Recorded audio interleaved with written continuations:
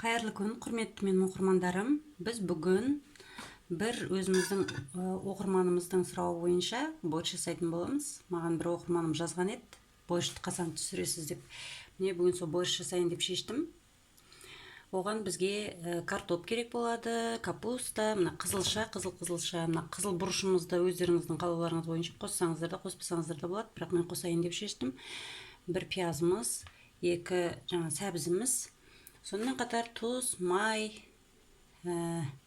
және дәміне қарай бұрыштарыңызды қосасыздар. Чеснок қоссаңыздар болады, бірақ мен чеснок қоспаймын. Мен енді осы борщқа өзінің алдын ала бульон дейміз ғой, міне сорпасын қайнатып жатырмын етпен бірге. Борщқа қосатын етімді мен турап қоспаймын, осылай бірінші сорпа жасап аламын. Осындай трубочка дейміз ғой, ішінде майы бар сүйекті салып, алдын ала қайнатып пісіріп аламын да, содан кейін барып борщты осы дайын болған майлы өзінің әдемі дәмді сорпасына борщ жасаймын. Сіздер де солай істейтін шығарсыздар. Енді әркім әрқалай жасайды ғой. Мына негізі осындай ішінде майы бар трубочка косточкамен өте дәмді болып шығады. Қазір енді мына сорпасын етім менің пісіп дайын тұр.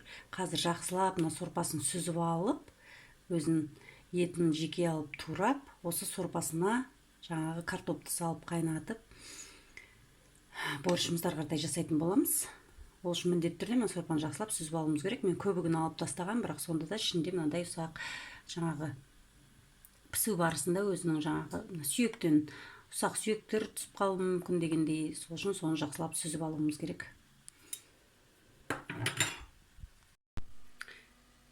Мінекей сорпамызды, етімізді алып, сорпамызды жақсылап сүзіп алдық. Енді осы сорпамызды қазір қайтадан қазанға құямыз. Үстінен картопымызды салып пісіреміз.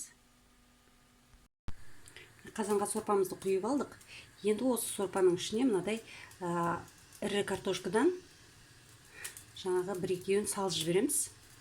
Қалған картопты турап саламыз. Мына картопты жай ғана саламыз осылай.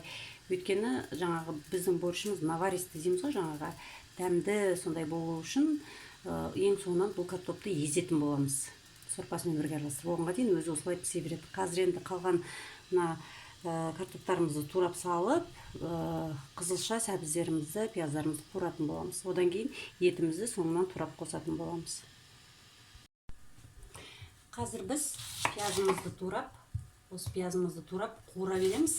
Пиязымыз қуырылғанша, қызылша сәбіздерімізді, басқа да қосатын көкөністерімізді турай беретін боламыз. Енді қазір бірінші пиязымызды турап қуыра берейік. Пиязды өз қалауларыңыз бойынша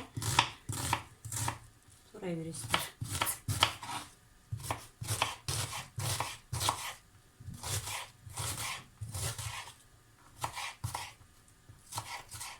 Бір бас жуа жетеді, осылай бір бас пияз жетеді.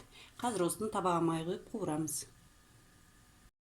Қызып тұрған табағымызға майымызды құйып аламыз. Майша көп емес, бір 100-150 грамдай май жетеді, 100 грамда жетеді. Осыған пиязымызды салып,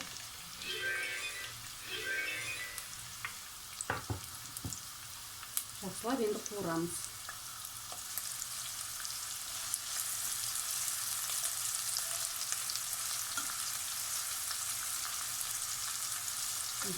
Пиязымыз қуырылғанша қақпағын жауып қуыра береміз. Пиязымыз қуырылғанша қызылшамызды, сәбізімізді турап жібереміз. Ал енді басқа қосатын ингредиенттерімізді турай бастаймыз. Қызылшамызды турай бастаймыз. Атай ұсақ-ұсақ қылып, соломка қылып тураймыз қызылшамызды.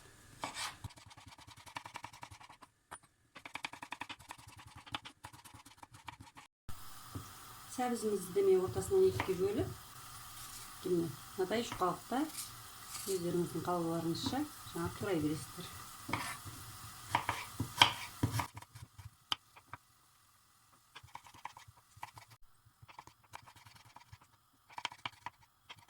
Мінекей сәбізімізді, қызылшамызды турап алдық. Енді осыларды қазір қуырамыз.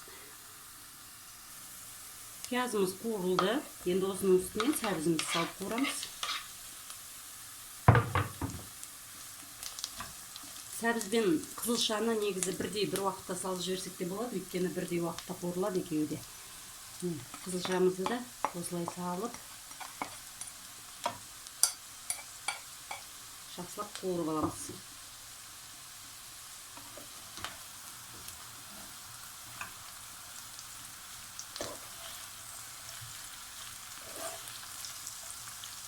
Басында кішкене қатты отқа қуырасыздар. Одан кейін отын бәсеңдетіп, қақпағын жауып, баяу отта қалған уақытын 5 минут, 10 минуттай даже баяу отта қуырамыз.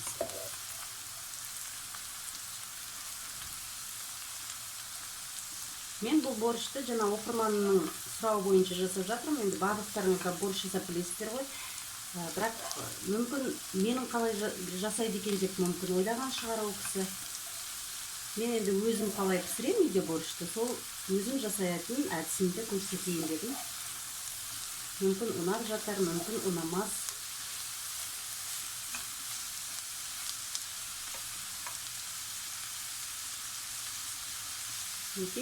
Енді қақпағын жауып, кішкене қуырамыз. Бұл қуырғанша картопымызды, жаңағы капустамызды турай береміз. Картопымызды жаңа бүтіндей салып қойған болатынбыз. Енді мына картопымызды мынадай әдіспен, мен өзім осылай кішірек картоп болса былай үшке бөле салам. Кубик сияқты дейміз ба, кубиктен сәл үлкендеу міне. Осындай қатты үлкен емес, қатты кіші емес, орташа алып тураймыз картопымызды.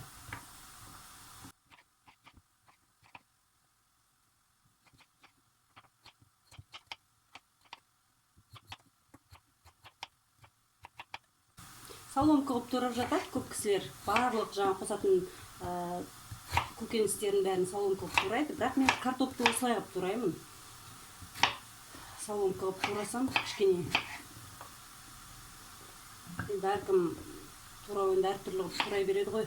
Бірақ та жаңағы жалпы борщ жасаған кезде бәрі бірдей соломка болғаны дұрыс негізі. Бірақ мен картопымды осылай тураймын. Мен бүгін енді өзім қалай жасаймын, сол өзім жасауым бойынша көрсететін болғандықтан таза өзімнің жасау әдісіммен көрсетіп жатырмын сіздерге. Картопымды осылай тураймын.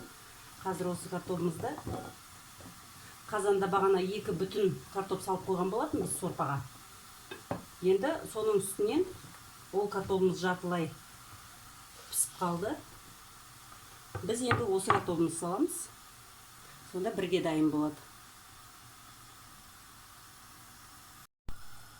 Окей. Осы қайнап жатқан сорпамыздың үстінен картопымызды саламыз.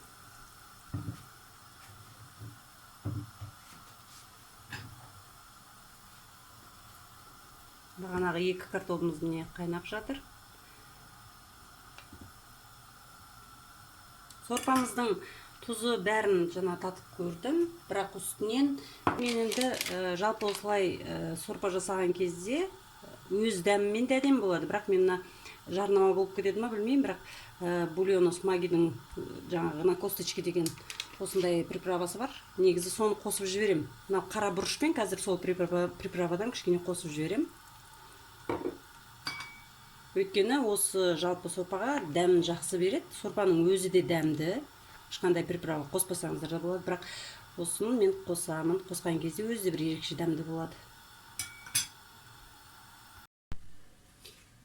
Енді міне жаңа қызыл бұрышымызды сақтап тұрап аламыз. Бұл бұрышты қоссаңыздар да болады, қоспасаңыздар да болады. Сонымен қатар қызыл жаңа қызанақты қоссаңыздар болады. Өйткені қазір қуыру барысында біз томат қосамыз. Сол томаттың орнына сіздер қызыл жаңа помидор қосып жіберсеңіздер де болады қызанақты.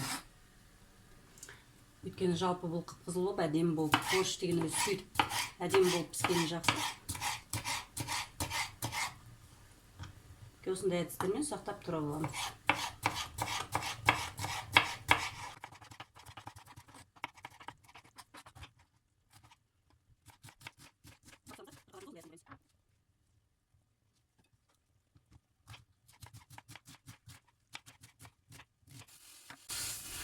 Сорпамыз қайнап жатыр. Қайнады. Жартылай қақпағын ашып қоямыз. Жаңа картопымыздың үстінен осы 40 қабатымызды саламыз. Оны қазір емес, кішкене 5 минуттан кейін саламыз. Оғанға дейін мінекей мына енді қазір қуырылып жатқан сәбізімізбен жаңа қызылшамыздың үстінен томат қосып жақсылап балғар бұрышын, тәтті бұрышымызды қуырып аламыз кішкене. Содан бәрін сорпаға араластырамыз.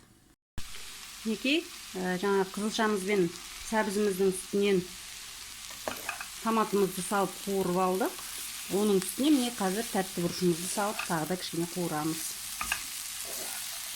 Тұз салмаймын, өйткені сорпаммен де тұзы бәрі салынған, бұрышы жаңағы кішкене приправа бәрін қосып салып, сорпада бәрі тұзы жақсы болып тұр, үйлесімді болып.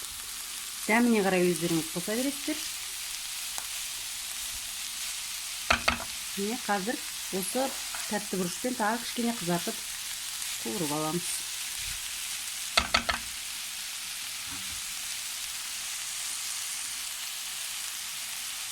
Жақсылап қуырып алдық. Енді осыны қазір сорпамыздың үстінен араластырамыз.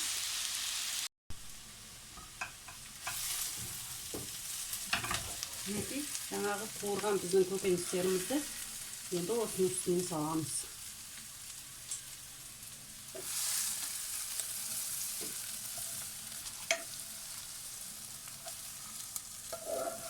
Сорпамыз өте дәмді.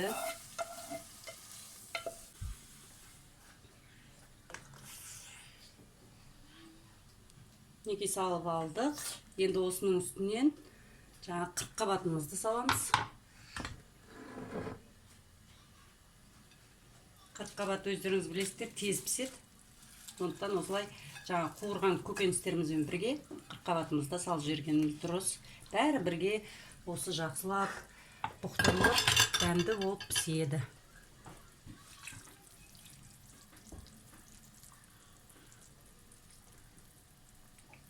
Томатты көп қосқан жоқпын. Өзінің бір қышқыл дәмі шығып кетеді. Сондықтан мен көбінесе қызылшаға көбірек көңіл бөліп, осы томатты азырақ қосам. Енді осы қақпағын жауып, жақсылап бұқтырамыз. Мінекей, сонымен біздің борышымыз дайын болды. Бағана салдым, содан кейін капуста жаңағы көкөністерді салғаннан кейін баяу отта 35 минуттай, 30-35 минуттай бұқтырып қойдым. Баяу отта. Мына барлық біздің қуырылған жаңа көкөністеріміз жұмсарып, дәмді болып пісу үшін. Енді міне бағанағы салған картопымыз, 2 картопты қазір аламыз. Екеуісін аламыздағы жақсылап, үстінен кішкене сорпасынан құйып, осы екеуін жақсылап еземіз. Қазір көрсетем оны. Не картопымызды жай ғана мынадай сорпасын араластыра отырып, езіп алдық. Былай кәдімгідей қасықпен ақ өздерінің үстінен бас-бас пісіп тұрған картоп жақсылап езіп аласыздар. Неге осы картопты, езілген картопты енді осы сорпаға саламыз. Қазір кішкене еземіз. Неге осы дайын жаңа борышымыздың үстінен осы жаңа піскен картопымызды езіп саламыз. Сонда біздің борышымыз өте дәмді болады. Наваристый дейміз ғой. Наваристый болады сондай. Осылай дәмді қып борышымызды пісіріп алдық. Енді осы дайын сорпа осының үстінен міне жаңағы сорпаға піскен етімізді турап бәрін дайындап қойған. Осыны көлемін кішкене қатты ұсақтамай, ірірек қып турайсыздар. Осыны ең соңынан қосасыздар. Өйткені бұл сиырдың еті болғандықтан мен оны кәдімгідей 2-2,5 сағаттай асықпай бұқтырып пісіріп алған болатынмын. Мен сіздерге дайынын көрсеттім. Сол осы соңынан біздің борышымыз дайын болған кезде үстінен осылай турап қосып жібересіздер. Болды. Енді осының үстінен сіздер жаңағы зелень қоса бересіздер.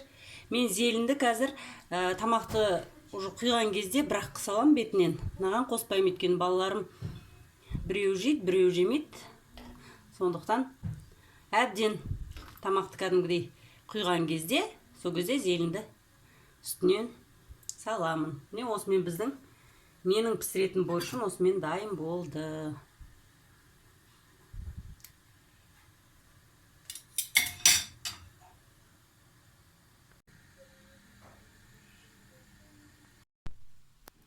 Мінекей, сонымен біздің дәмді борщымыз міне дайын болды. Өздеріңіз көріп тұрғандай, міне.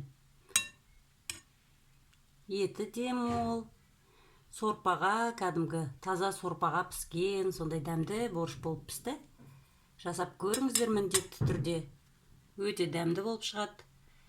Бұл енді менің рецептім, сіздер қалай жасайсыздар, сіздер бөлісіңіздер өз рецептеріңізбен. Ұнаса, лайк басып, комментарий жазып, каналыма тіркелуге ұмытпаңыздар. Жаңағы сұраған оқырманыма ұнайды деген сенімдемін. Жасап көріңіздер міндетті түрде.